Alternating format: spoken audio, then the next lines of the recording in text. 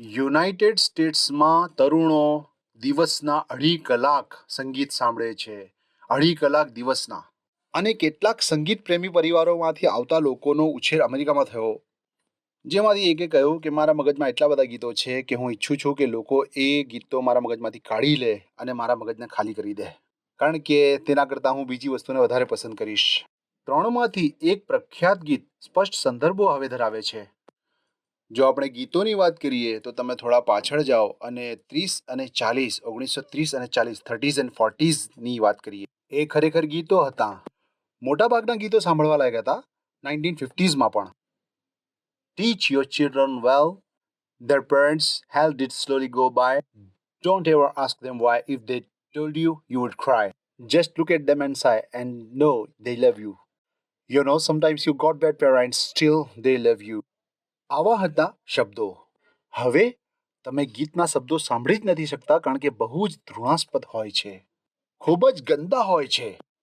ફખરુદ્દીન અર રાઝી કુરાનના હવાલાથી, કે જ્યાં શૈતાન વિશે ચેતવણી આપવામાં આવી છે, જણાવે છે કે શૈતાન લોકોને ખરાબ ગીતો આપીને તેમને ફસાવવાની કોશિશ કરશે, એવા ગીતો કે જે તેમના બાળકો કંઠસ્થ કરશે અને પુનરાવર્તન કરશે.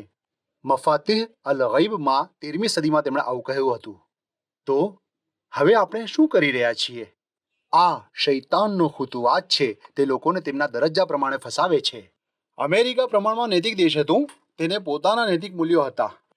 લોકો ચર્ચમાં જતા હતા. તેઓ ઈશ્વરમાં વિશ્વાસ રાખતા હતા.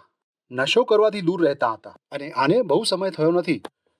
આજે અમેરિકામાં જઈને જુઓ, દર 4 સ્ત્રીમાંથી એકને ગુપ્ત રોગ છે. તેમને તેમાંથી છુટકારો મળતો નથી. આ હું નથી કહેતો, તમે આમાં રિસર્ચ કરી શકો છો, ખરું ને? યુનાઇટેડ સ્ટેટ્સમાં HPV વાયરસ એ ગંભીર સમસ્યા છે કે જેનાથી સર્વિકલ કેન્સર અને જીની મસાઓ થાય છે. આ ખરી સમસ્યાઓ છે. અને હવે તેઓ રોગકારક હોય તેવા જાતીય વર્તનને પ્રોત્સાહન આપી રહ્યા છે. તમે જાણો છો, અમેરિકામાં સેચ્યુરેટેડ ફેટ વિશે ઘણી જાહેરાતો થાય છે.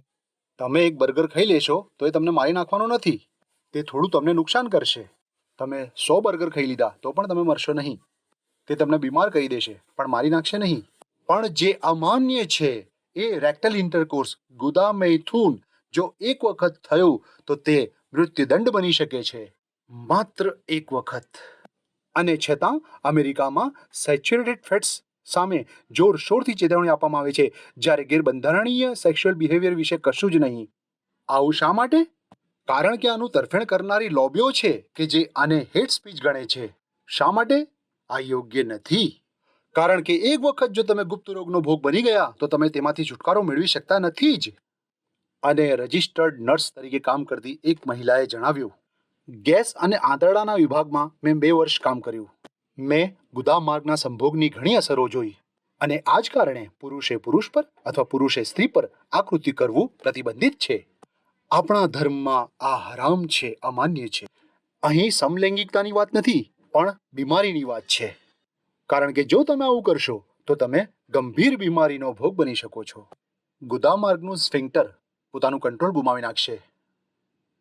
આ બાબતને લઈને પૈગંબર સાહેબ સલ્લલ્લાહુ અલૈહિ વસલ્લમની હદીસમાં પણ ખુલાસો મળે છે કે ઘણા લોકો પોતાની મજાલિસમાં વાયુને રોકી શકતા નથી.